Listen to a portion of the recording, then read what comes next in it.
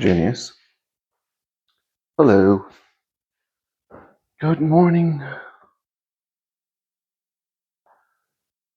Can we talk about the role of feelings, vibration, and different kinds of feelings? How to deal with them? What does it mean? But before I do that, let's crooked.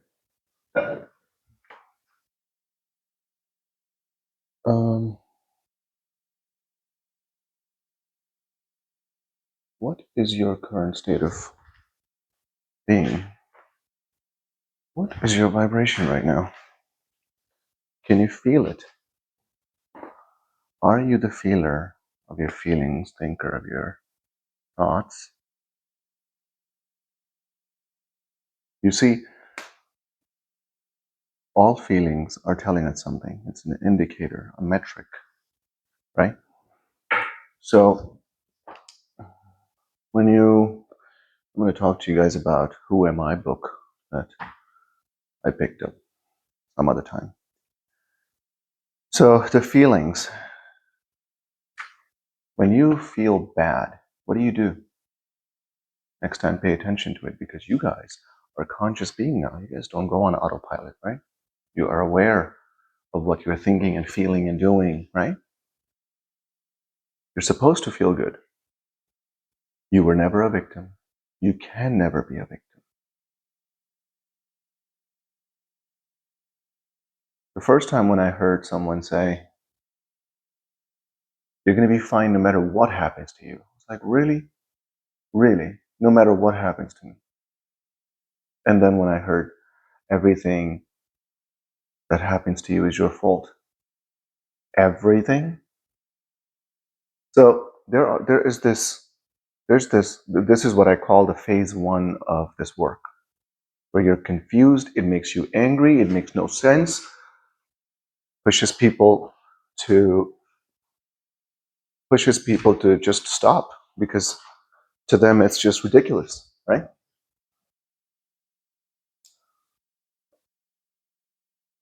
When you do this work, when you actively change your vibration, when you choose your state of being, you become a different person.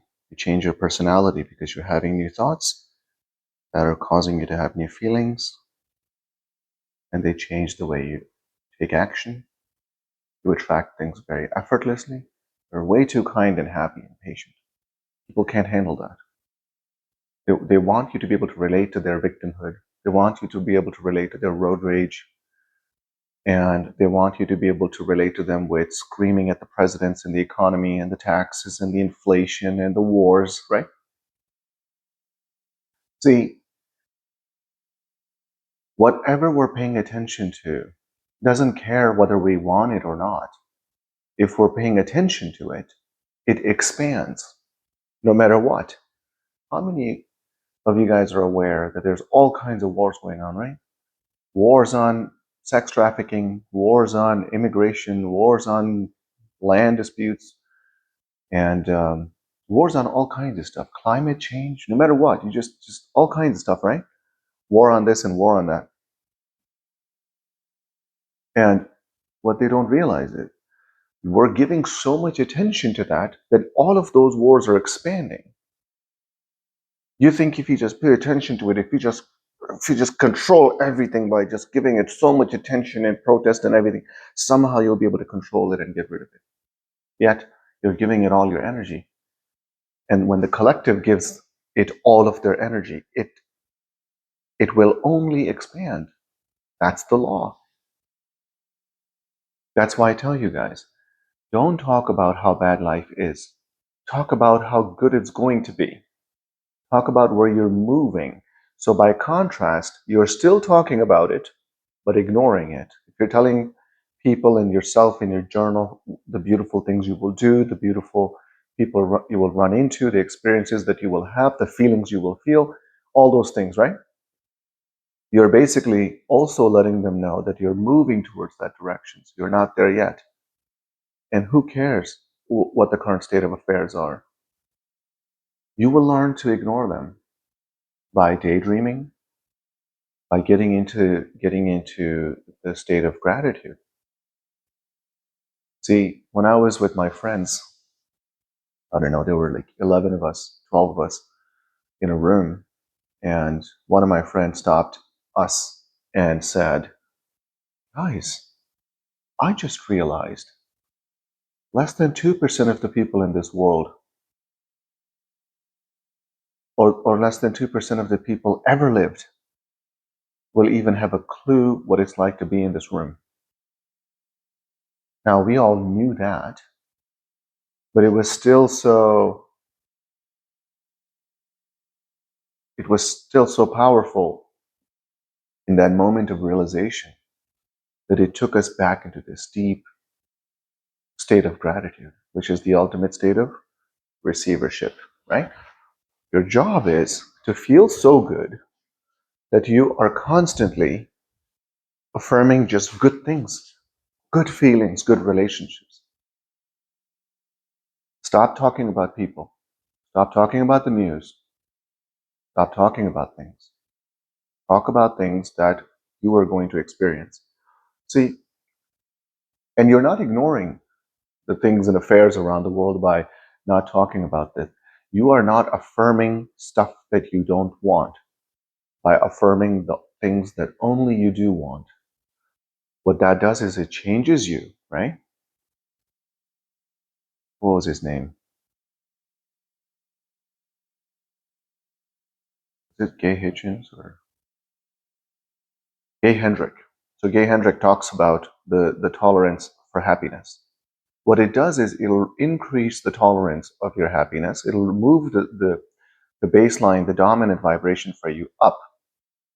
And the more it goes up, the happiness ceiling, the happiness tolerance, the more it goes up, the less room you will have to self-sabotage. You'll be able to naturally accept the good things that come to you. When good things that come to you makes you feel good, because it feels good to feel good, doesn't it?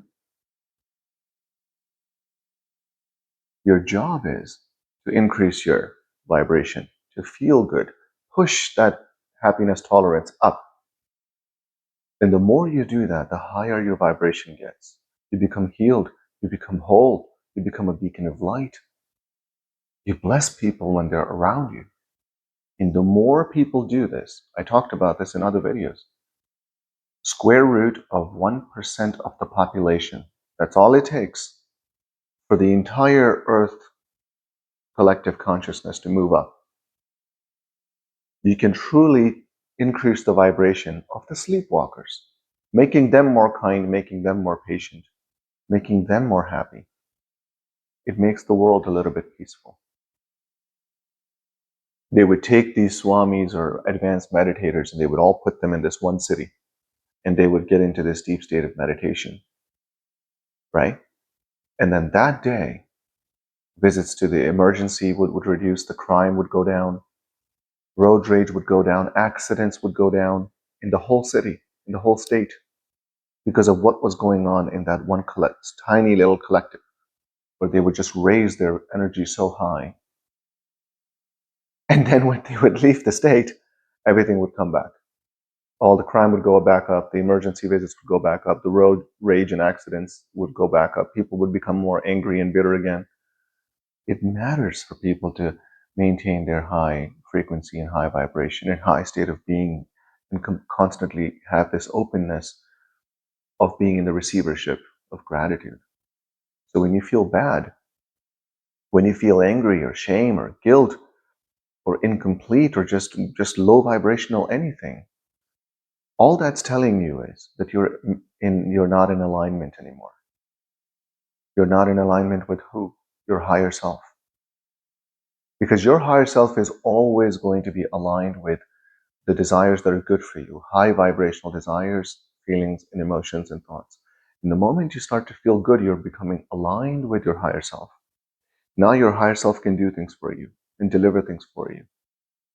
See, your higher self will never force you to do anything because they must respect your will of you being in this density because you chose to be here, right? You're an extension of source, extension of your higher self, but you're still a separate entity that is extension of them. So they must respect that separation, even though you're an extension of it. Pay attention to your feelings. Feel good. It's not irresponsible to completely change the lens of what is happening to you. And if you tell yourself, who cares? I don't care. I'm not going to feel what I'm feeling right now. Everything's going to be fine. No matter what happens, everything's going to turn out okay. If you tell that to yourself, you will more than likely always get to the realization that things are fine. At the end of that problem and challenge, you're still standing. See, if you fall off the bike 9 times, and then the 10th time you figure out the balance and you're no longer falling, every one of those failures of you falling was a step closer to your success. Failures are not failures. If you're constantly failing and moving forward, failures are only failures if you just stop. If it just stops you in the track, takes you back to your old personality, and you're somehow satisfied and content with just being in a survival mode your whole life. That is a failure.